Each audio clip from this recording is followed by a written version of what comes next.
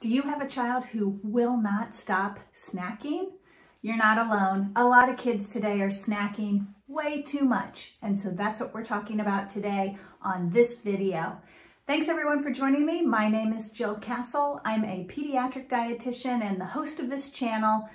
And today we're talking about kids and snacking and really answering the question, why is my kid snacking so much? And I want to break that down for you today. I have about 4 good main reasons why kids start to snack too much. Hey everyone, this show is brought to you by the Smart Mom's Guide to Healthy Snacking, a book I wrote to help parents like you raise smart snackers. So check it out.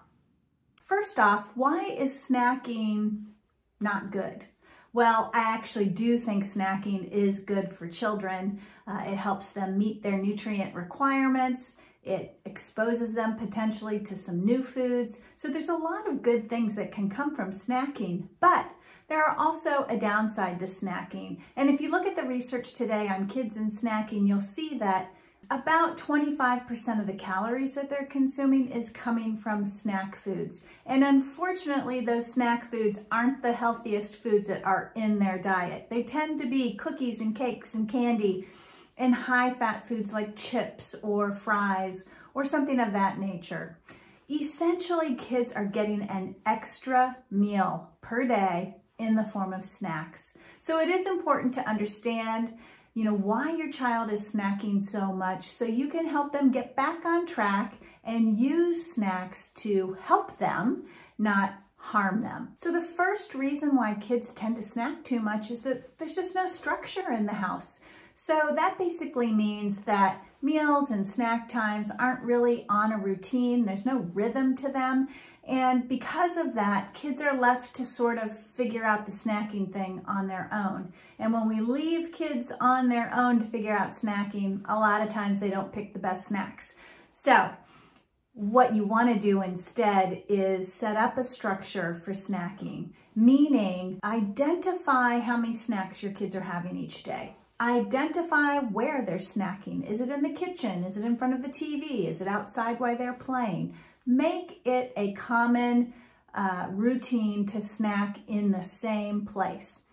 I recommend doing it in the kitchen, either at the table or at the kitchen counter, but have a routine area where your children snack. Call out the times for snack time. Is it a mid-morning snack that your kids can count on? Is it an afternoon snack that your kids can count on? Make sure they know when snack time is and make sure that you serve up snacks at those times. When snacks are willy-nilly and there's no structure, kids can get nervous about that and act out of scarcity or act out of this mindset of, ooh, I'm never gonna have what I want. I'm hungry, I might get hungry. And so they start to look for snacks on their own. So it's really good as a parent to make sure that you've got set snack times for your children so that they aren't in charge and aren't foraging for them in the kitchen when you're not around. The second reason kids are snacking so much is they're bored.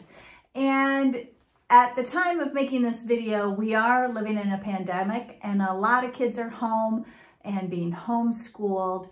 And as a result, they're around food a lot more than they would be in the school setting. In the school setting, they're in the classroom and there's a lot of times no food in the classroom. And the only time they see food is when they go to the cafeteria for lunch. So when we have kids at home all the time, they're schooling at home, they might not be able to connect with their friends, they might be not participating in their outdoor activities, their sporting activities, their after-school activities. It's quite possible that they get bored. And when we eat out of boredom, it's a behavior in children called eating in the absence of hunger.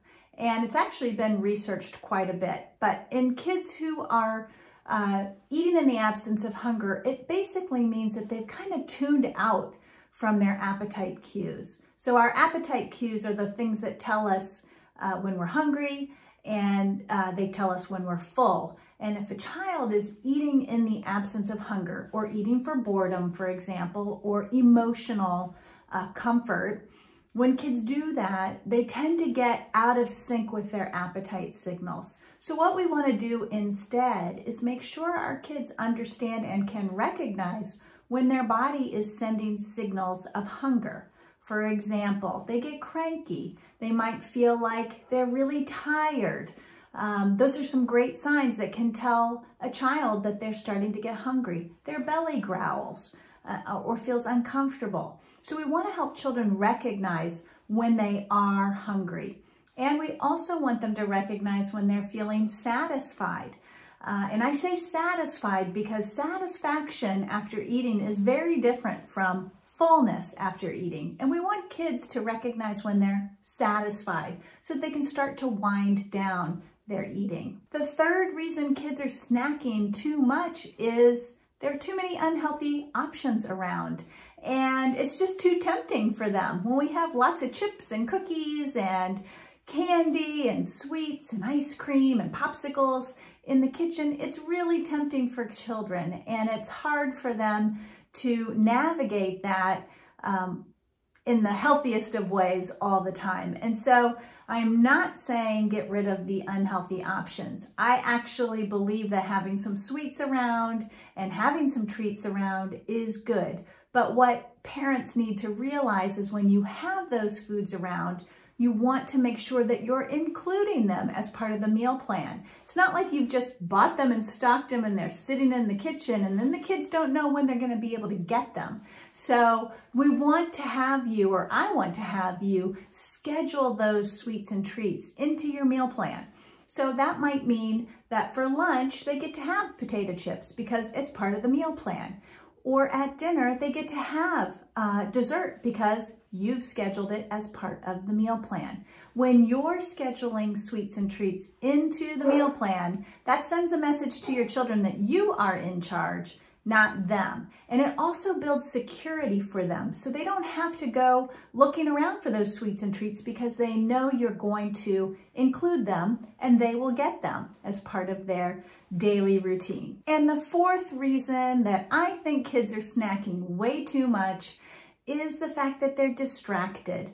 So this kind of gets back to what I talked about earlier about claiming a spot for snacking. When you say all snacking happens in the kitchen, your kids are less likely to be distracted by sitting at the computer and snacking, or watching TV and snacking, or playing on their gaming sites and snacking. So when we pair snacking with those kind of common distractions, kids aren't really paying attention to their appetite, right? They're not really paying attention to their hunger and their fullness signals.